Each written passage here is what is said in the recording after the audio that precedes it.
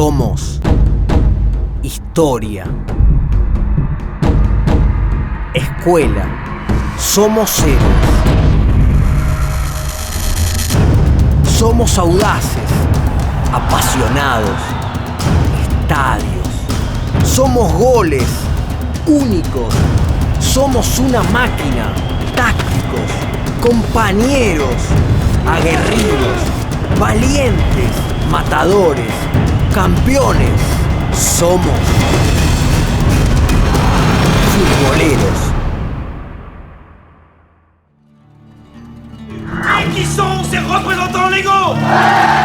En 1792, la Revolución Francesa derrocó a la monarquía en el país de los galos. La tiranía de los reyes llegaba a su fin, pero la onda expansiva de esa caída se iba a propagar a todo el mundo e iniciaría una nueva etapa en la historia de la humanidad.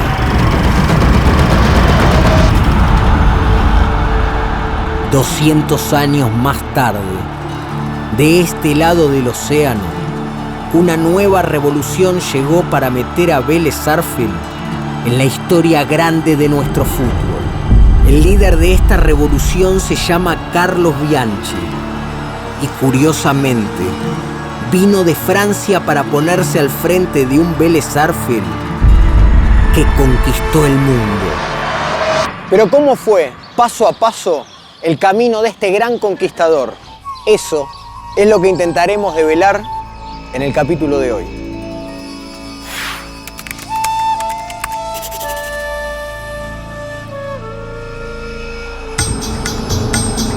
Hacia finales de 1992, Vélez era una institución sólida con un estadio precioso y una hinchada nutrida, pero los trofeos brillaban por su ausencia. El equipo había obtenido un solo campeonato en 1968, con Carlos Bianchi como goleador, y eso era todo lo que tenía para exhibir de su participación en el fútbol profesional argentino. Desde los tiempos lejanos del Fortín de Villaluro, lució un fútbol claro y puro para orgullo del Paraguay. Con Eduardo Luján Manera como técnico, Vélez había sacado un segundo puesto en el Clausura del 92. En el Apertura del mismo año, que contradictoriamente se jugaba en los últimos meses, el equipo se había alejado de los primeros puestos, pero ya contaba con un plantel que todavía no había alcanzado su máximo potencial. Hombres como Chilavert, Sotomayor, Trota, el Pacha Cardoso, Bacedas o Basualdo fueron el sólido cimiento sobre el que Bianchi comenzó a construir su imperio al año siguiente. La llegada de Bianchi a Liniers fue algo así como el regreso del hijo pródigo. Es que aquel centrodelantero era un hombre del club, que había salido campeón con Vélez en 1968, y era además el máximo goleador histórico con 206 goles. Ahora le tocaba volver para dirigir al cuadro que lo tenía como máximo referente. ¿Estaría a la altura de lo que le exigía su trayectoria velezana? 1993 no fue un año de grandes incorporaciones para Vélez, todo lo contrario. De aquel gran equipo de Manera se habían ido jugadores de la talla de Oscar Ruggeri, Alejandro Mancuso o Ricardo Gareca. Sus lugares fueron suplidos por chicos del club, como el negro Marcelo Gómez, el Turu Flores o el turco Omar Asad. Estos chicos mostraron en poco tiempo que eran grandes y estaban a las puertas de cambiar la historia. Pero ¿cómo se daría ese cambio? ¿Podría Carlos Bianchi lograr la mezcla perfecta entre la renovación del plantel y el éxito? Si querés saber cosas del Vélez de Bianchi, te invito a una copa. Chiqui, bájame cualquiera de esas, por favor, te lo pido. Ah, soy Chaca. No, me descubren todo. Sí, ven, yo te invito. Está bien, pero Vamos por lo a menos tomar tenemos una...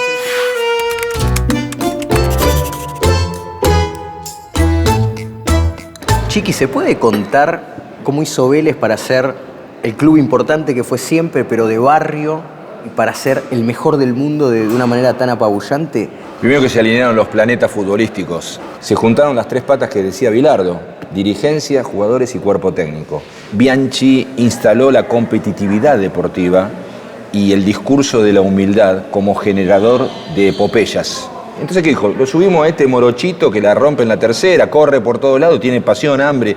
el Negro Gómez, Marcelo Gómez. Subámoslo al gordito este, que la rompe y se lleva a todos por delante, el Alturco-Azad. Ahora, parece mentira cuando uno lo menciona en 2016, uno dice Carlos Bianchi y casi que lo dice todo como director técnico. Claro. Pero cuando llega a Vélez, era una apuesta como técnico. Era una gran figura de la historia de Vélez como futbolista, pero no era decir Carlos Bianchi hoy. Vos pensás que habían pasado todo. Basile, Beira, todos técnicos muy importantes a nivel local en ese momento y ninguno había salido campeón. Y hasta que, no digo que le daba vergüenza a Gámez, pero lo tenía muy guardado. Y yo me acuerdo que trabajaba en radio y me vine acá porque me decían que capaz que Carlos Bianchi iba a ser el técnico de Vélez. A mí me sonaba raro. Y yo me vengo acá para verlo a Gámez y él estaba con Bianchi. Y yo no llegué a verlo a Bianchi. Y Gámez lo agarra a Bianchi, esto me enteró después, y lo esconde detrás de una columna. Y sale Gámez así y me dice, ¿qué onda, Chiqui? ¿Qué estás haciendo para acá? No, me dijeron que vos hoy podés hablar con Bianchi. No. Bianchi estaba atrás de una columna escuchando el diálogo. No. Bueno, me quedo tranquilo. Sí. Me fui, me vine a esta misma confitería, a esta misma mesa. Y al rato me entero, me dicen mis amigos del club de Liniers, me dice, está Bianchi ahí por firmar. Pero fue muy gracioso como lo escondió detrás de una columna. Y vos decís, Bianchi, hoy, viste, figura inmaculada, está el monumento ahí. Claro, es imposible esconder este monumento ahora. Es imposible. Bueno, ahí empezó la historia de Bianchi en Vélez, en la cual Vélez no paró hasta ser campeón del mundo. Te iba a preguntar si estuviste en el Morumbí. Sí, claro. Tuviste una labor muy importante en una revista que es una biblia para los que amamos el fútbol, que es el Gráfico. Sí. ¿Qué foto tenés del Morumbí? La primera foto que se te ocurra, ¿qué te viene a la cabeza? Lo primero que se me ocurre a mí es el llanto de un tipo que no es de Vélez, de corazón, que es estudiante de La Plata, como Trota. Trota se puso a llorar con la bandera argentina así. Y Tokio, con un partido que Vélez lo gana con una personalidad, ya no se necesitaron penales. Claro. ¿Fue otro tipo de experiencia? De hecho, los jugadores de Milan, yo fui a hacer la atención a la prensa de los jugadores de Milan, no sabían quiénes eran los de Vélez. Bianchi, ¿qué hace? Empieza a meter a los jugadores, son unos irrespetuosos porque no son buenos profesionales. Si fueran buenos profesionales, tienen que averiguar quiénes son ustedes. ¿Sabes lo que me pasó? Una noche salgo con Ginsburg, Jorge Ginsburg, que a dar una vuelta. Estuvo ahí, a dar una vuelta por Tokio, la noche previa al partido Milan-Vélez.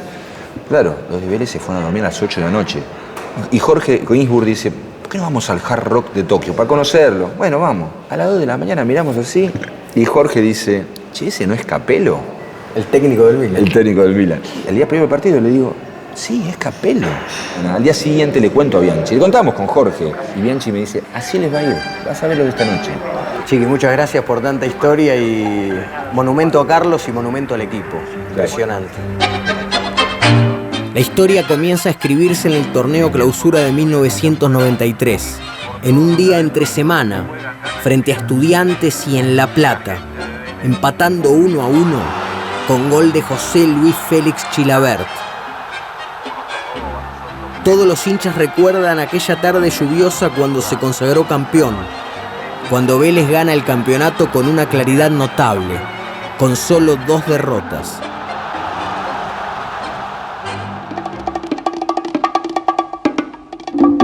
Luego del torneo Clausura del 93, Vélez se encontraba frente al desafío más grande en muchísimo tiempo, la Copa Libertadores de América de 1994.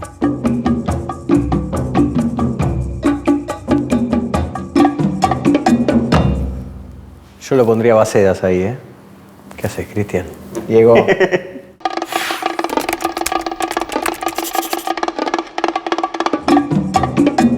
Cristian, sos un testigo privilegiado de los últimos 25 años de la historia de Vélez. ¿Se puede explicar qué le hicieron ustedes a Vélez, a la historia de Vélez? Creo que soy un hijo de la casa. Pertenecimos a un momento del club que se da muchas cosas para conseguir el éxito que supone ser campeón.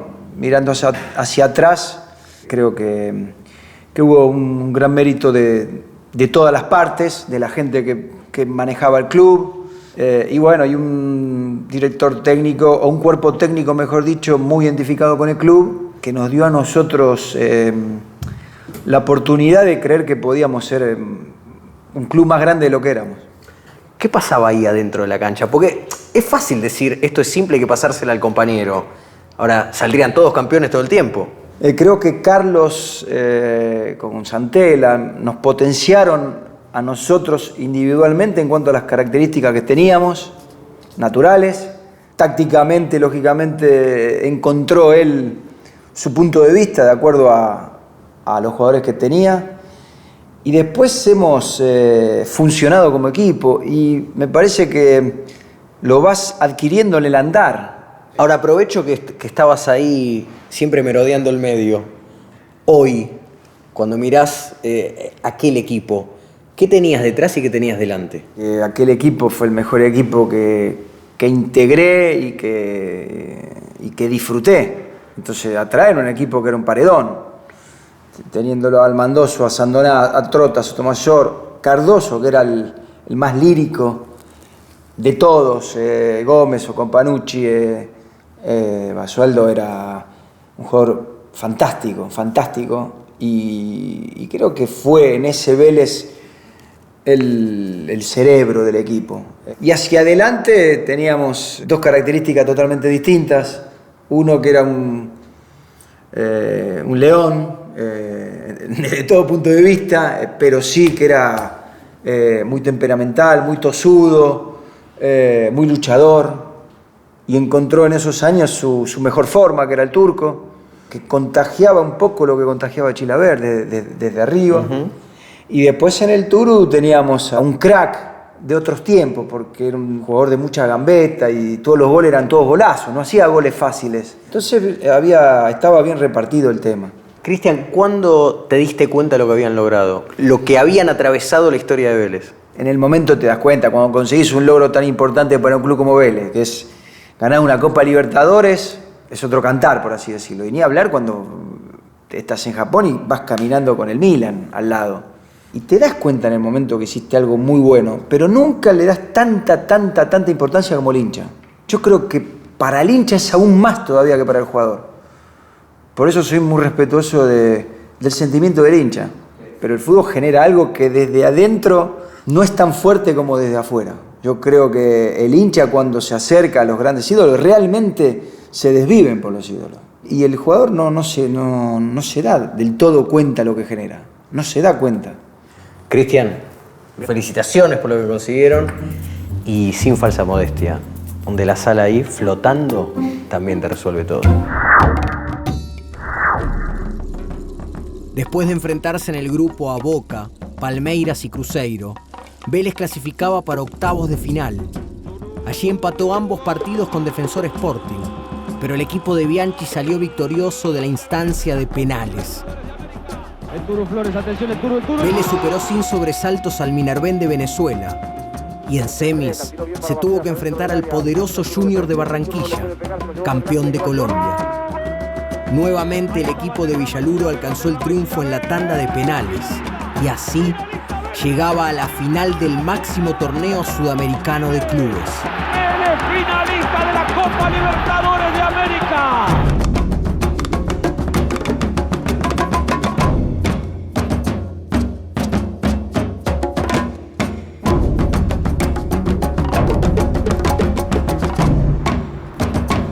Vélez llegaba extenuado luego de definir las series de cuartos y de semifinales, con un José Luis Félix Chilavert brillante.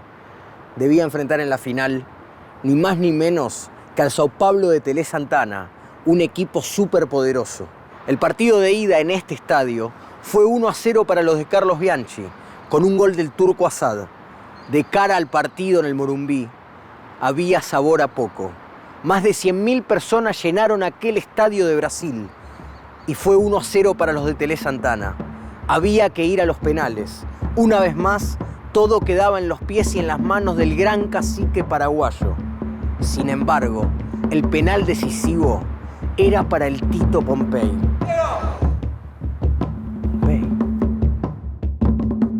¿Cómo estás? ¿Cómo anda? Bien, muy bien.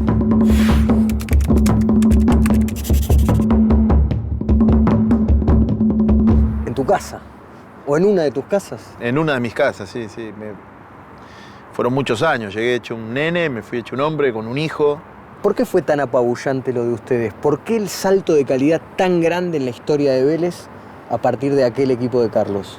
Tenía que ver con la confianza que te daba el técnico. Vos sabías que salías a la cancha y sabía lo que tenías que hacer. Y nosotros en Carlos sabíamos que había un tipo que si te decía tirate de arriba a la tribuna que no te pasa nada, no mirabas para abajo, te tirabas, vos sabías que no te iba a pasar nada. Cuando un técnico logra eso es gran parte del trabajo hecho ya. ¿Cómo era para vos que en esa Copa, hasta aún en la Copa Libertadores, donde te transformaste en héroe, sobre todo en el final, había momentos que saltabas a la cancha, otros que no? Todo el mundo sabía que Carlos cada domingo iba a ser el mejor equipo que encontrara. A mí me hace patear el último penal en el Morumbí, cuando así había jugado semifinal y final, pero antes no había estado mucho. Iba al banco. Ahora, pocas cosas deben generar más adrenalina y más temor en la fantasía de quien sueña con alguna vez jugar al fútbol, con una caminata de 50 metros para un último penal, en lo que es seguro el momento más glorioso de tu carrera, pero que puede ser el momento más triste también. Sí. ¿Cómo es esa caminata? Pero también te digo que si te dicen a vos, elegí un momento que vos puedas, a ver, que te gustaría que te pase. Y mirá, en un club como Vélez, último penal, lo pateo, meto el gol y salimos campeones de América, dámelo. El único que me volvió loco y me comió la cabeza los 9 penales anteriores fue el Cabezón Trota. Y siempre digo, no sé si él lo habrá hecho por eso, pero en ningún momento el Cabezón me dejó pensar la lógica, ¿no? Bueno, ahora cuando me toque a mí le pego, se tira a la derecha, le pego a la izquierda. No, mejor la tiro a la izquierda. No. Cuando vos empezás con esas dudas, ponés la pelota y no sabes a dónde patear. Cuando camino a la pelota, la verdad que fui con una tranquilidad. Sí pongo la pelota y digo siempre que lo veo a Seti, pantalón largo, 2,20 metros, digo, si la tiro abajo a cualquier lado, con que se acueste en el piso, me tapa todo el arco. Le voy a pegar cruzada arriba. Yo nunca pensé que iba a ir tan arriba y nunca vi que pegó en el travesaño. Pega en el travesaño y pica. Claro, yo la vi pegar atrás. Porque si ven las imágenes, yo pateo y con el envión que pateo, salgo corriendo, así doy la vuelta y me vengo al lateral del otro arco donde estaban los hinchas de Vélez. Y entonces ahí, gracias a Dios que pude llegar y poder estar en ese momento. O poder estar en el momento del Milan y mirarlo al Negro Gómez, que jugamos juntos de los 9 años, y decir, Negro, mirá dónde estamos. Mirá dónde llegamos, porque ¿sabes las veces que yo me fui de acá hasta mi casa a 10 cuadras llorando porque no me tocaba, y no me tocaba, y no me tocaba? Yo debuté grande, debuté a los 21 años. Y nunca se me cruzó por la cabeza decir, no es para mí. Yo la iba a pelear, yo tenía que demostrar que podía. Y que nosotros hayamos quedado, todo ese grupo, los que jugaron mucho, los que jugaron más o menos, los que no jugaron, el cuerpo técnico, utileros, médicos, quedás en la historia de un club que va a existir siempre. La verdad, felicitaciones. Muchísimas gracias. Muchos lo han soñado, lo conseguiste. ¡Gol de campeón de América! Por primera vez en su historia, Vélez acarició la gloria máxima del fútbol sudamericano y se lo debía a la maestría de Bianchi como técnico, pero todavía le quedaba una prueba decisiva. Debía viajar a Japón para enfrentar ni más ni menos que al Milan italiano por la Copa Intercontinental de Clubes. Pero ¿podría este equipo ganarle a la potencia europea del momento? Diego, ronco. Si querés saber más del Vélez de Bianchi, tenés que seguir al Bulldog. ¿El que baila reggaetón? ¿El que canta? No, Diego. Ese Pitbull, el Bulldog.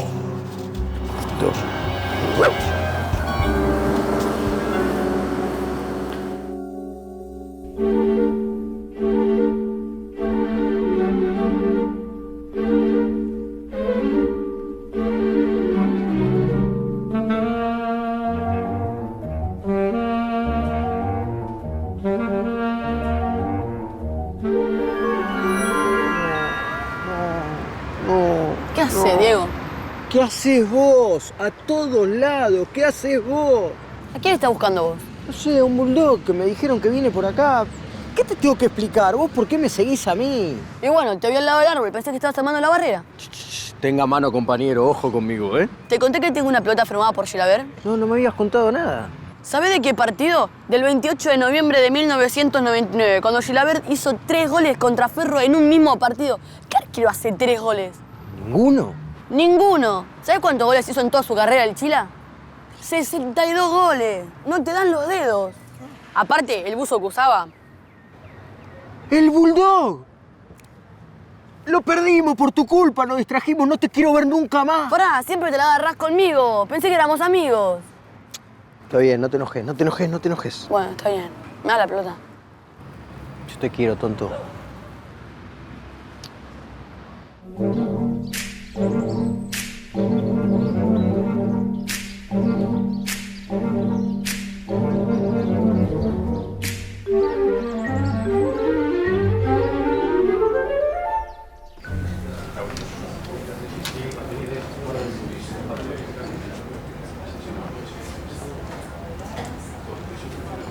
Carlos. Hola, ¿qué tal? Perdón, que me sienta al lado, pero digo, no, siempre soñé con ser futbolista, Carlos. ¿Ah, sí? Por ahí si salimos juntos en la foto. Sí, tal vez algún contagio existe.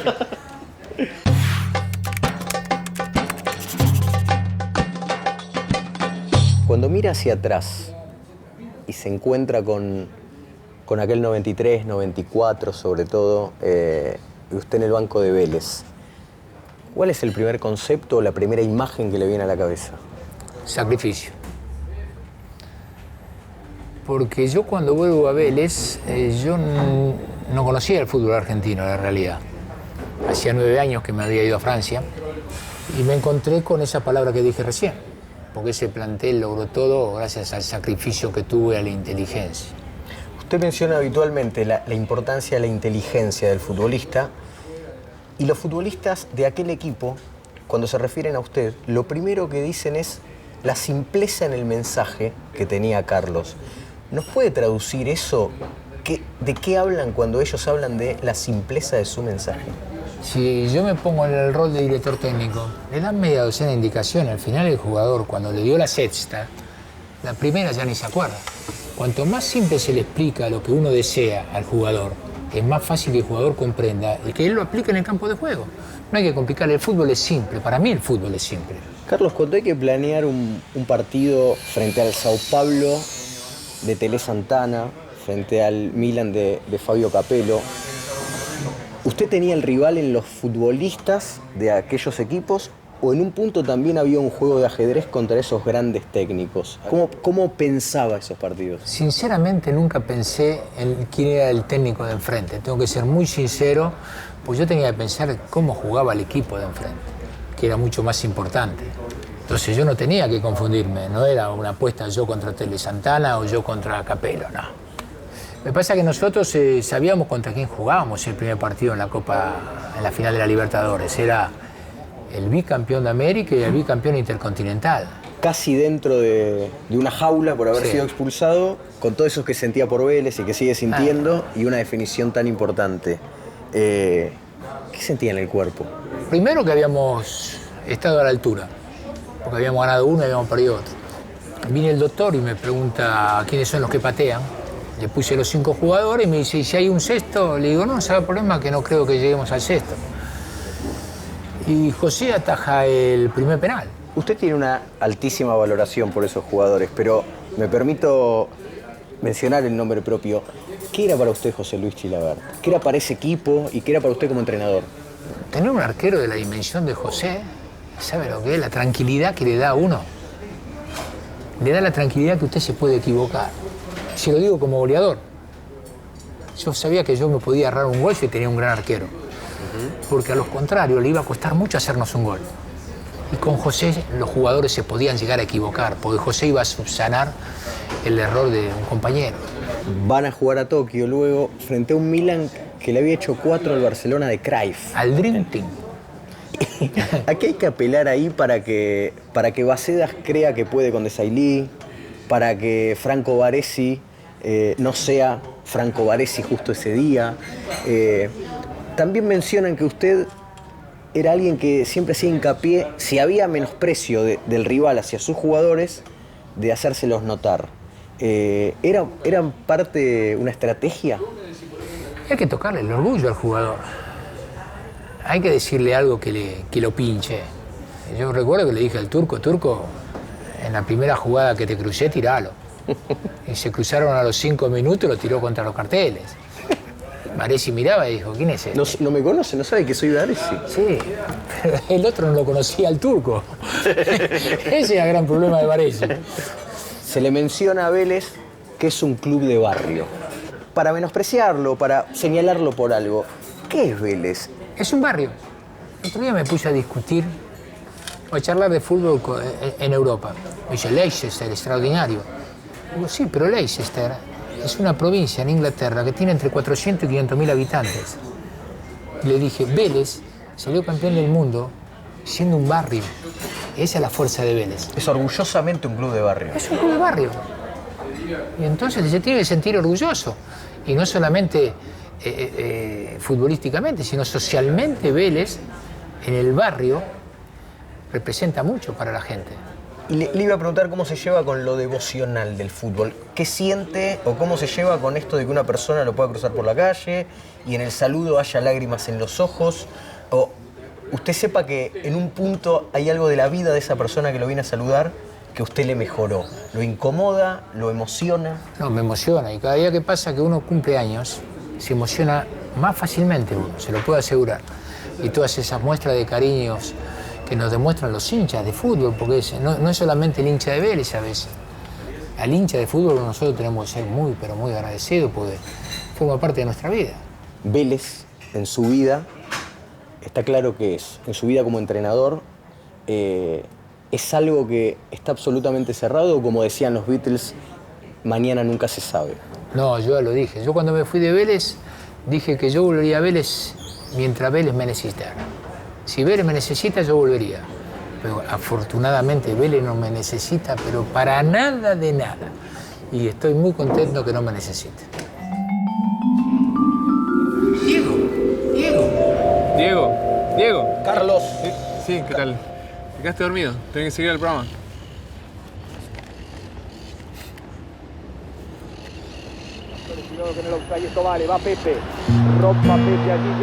En la final contra el Milan, Vélez se impuso por 2-0. El primer gol fue de penal a los 6 minutos del segundo tiempo y lo convirtió Roberto Trota. Tan solo 7 minutos más tarde, una gran media vuelta del turco Asad definió el partido. Vélez alcanza la cumbre del fútbol mundial. Roberto, levante, cante el muchacho, cante. Vélez y la vuelta olímpica, Vélez y el festejo loco. Gracias. Así definía Carlos Bianchi a este grupo de jugadores, que se animó a soñar en grande y además no se durmió en los laureles, ya que siguieron ganando cosas importantes y acostumbraron al hincha de Vélez a estar en lo más alto del fútbol durante varios años. En realidad, todo había comenzado con aquella revolución de Bianchi y su sello, ese que lo transformó con el paso del tiempo en uno de los técnicos esenciales de la historia de nuestro fútbol. Para algunos, Carlitos Bianchi, para otros, el Virrey, para todos, aquel que será eternamente recordado como el máximo hacedor de gloria del Club Atlético Vélez Sarsfield.